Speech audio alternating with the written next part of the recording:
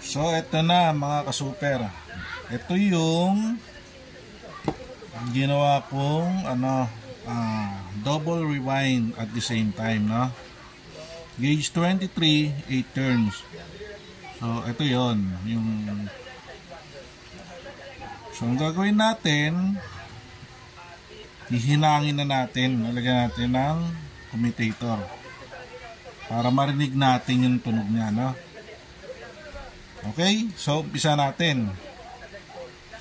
Ito, nakayas ko na yan. So putulin natin yung wire. Putulin natin.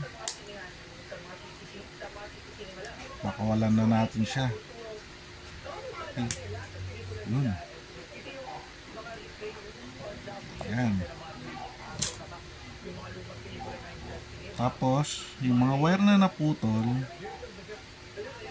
twist lang natin. Twist nyo, kami na yung contact. Kami na yung contact.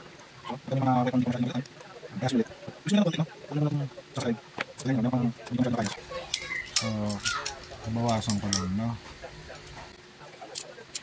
Ito, kasi kayo, yung ang kayos ko, hindi ko masyadong lalaki sa kaya. Mga bantay, pieces nila. Bawas ko yung mga so, twist natin ulit para umikot yung, para mapunta tayo sa likod.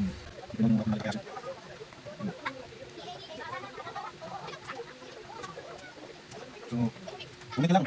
So, yung parang mas dikit. Sinisip ko yung mga dito yung konti-unti. So, sana natin yung mga basic. Siyempre, yung mga tayo mga saluhan. So, mamaya maguluhan sila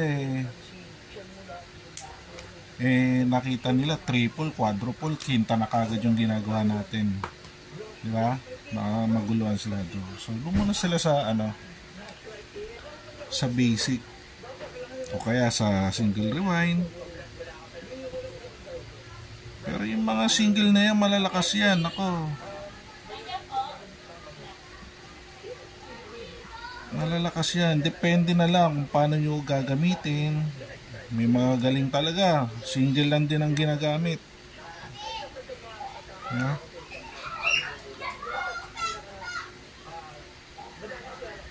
Depende sa racetrack. Depende sa laki ng racetrack. Yan.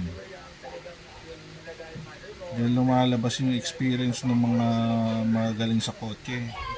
Mga galing mag-rewind. Hindi lang basta rewind, takbo.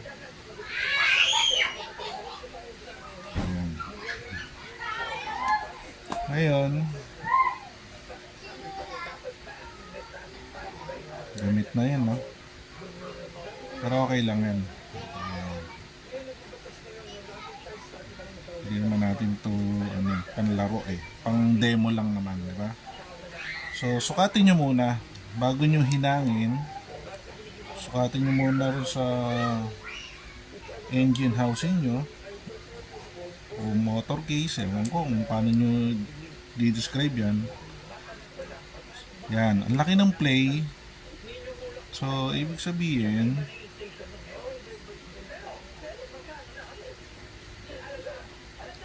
magdagdag pa tayo ng eyelet. Magdagdag tayo ng eyelet. Magdagdag tayo ng isa dyan. Isa dyan.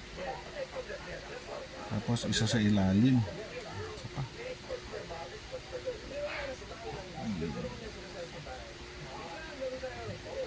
Uy, music. Yan. Sukat ulit. Pag magsusukat kayo, di bali maluwag. Kagaya niya, no? Sumikip siya, no? Para magamit nyo yung ibang mga housing nyo maiksi. Ito na lang yung alisin ko, nandun nilagay ko sa loob.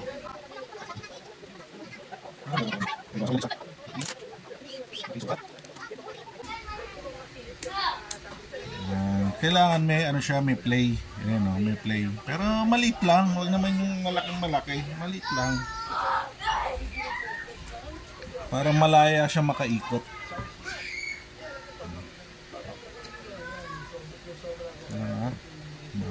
baka kumalat to. So, dikit lang natin to sa commutator, itong wire na to. Tulak nyo lang. Yan. Tapos cut na natin ayon sa gusto yung haba ng wire, yung sa paghihinangan, no? Ano ako, ganyan. Tulak nyo lang pababa yung commutator kasi pag kinat nyo umaangat eh. So tulak nyo bago nyo putulin para pantay-pantay. So tulak nyo yung wire papasok para masikip, para nakadikit na kagad siya rin sa paghihinangan natin. Tapos itong dugtungan ng commutator, yung linya, siguraduhin nyo na pantay rito, na nasa gitna. Kasi pag tinwist nyo yan, bumabagal eh. Kailangan talaga nakagitna siya. Pero sa mga 480 na makina, 540, pwede mo siya i-adjust. Pwede mo siya i-twist ng konti. Tapos lumalakas siya. So dito sa 130 motor, hindi eh. Na-try ko na yun eh, tinwist ko. Bumagal. So painitin lang natin to. Hindi lang natin para yung sa pagkakamay na. So ito na, nangin na natin.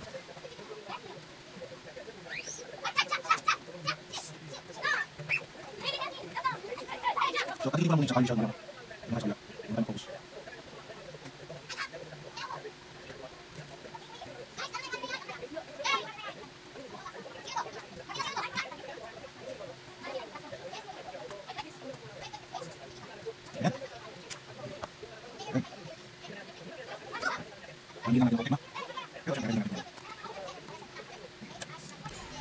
Yan yung battery, Panasonic 700. Okay, init pa pero pwede na yan.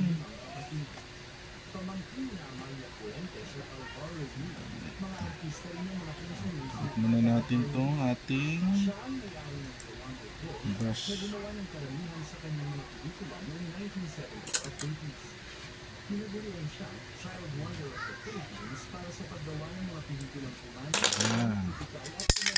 Then power oil, waxy. Baka naman. So, palit natin. Tingnan natin ngayon kung ano tunog ng double rewind at the same time. So, ito yun, ha.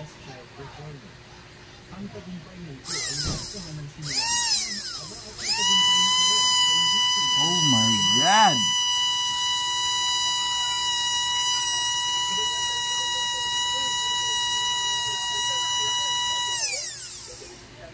Ang ganda umikot. Smooth na smooth, oh.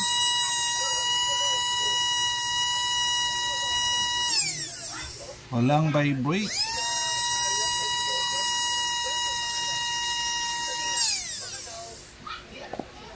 Parang ayoko nang baklasin to. Actually, pandemo lang kasi talaga to eh. After ko mag-video, binabaklas ko na para tipid tayo sa axis, sa commutator. Ulitin ko na lang ulit. Ito parang ayokong baklasin. So ayan siya, guys. Double rewind. 1 1 2 2 3 3 4 4 5 5 6 6 7 7 8 8. Copy paste nyo na yan.